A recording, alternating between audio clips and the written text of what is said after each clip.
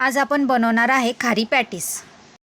सगळ्यात पहिले एका भांड्यामध्ये मैदा, चवीप्रमाणे मीठ, थोडेसे मोहन तेल व थोडे पाणी टाकून ते मिश्रण एकत्रित करून घ्या व त्यावरती एक वाटी ठेवून ते थोड्या वेळ मुरू द्या।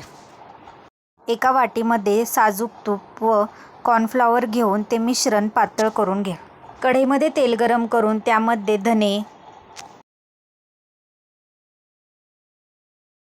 शिजवलेला वाटाणा,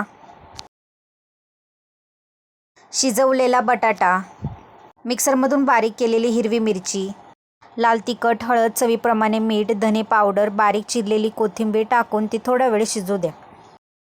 मैद्याच्या पिठाचे असे बारीक काप तयार करा। नंतर अशा पद्धतीने त्याची गोल पोळी लाटून घ्या। नंतर पोळीवर कॉर्नफ्लॉवर लावून 3 लेयर द्या। नंतर अशा पद्धतीने पुन्हा त्याची पोळी लाटून घ्या।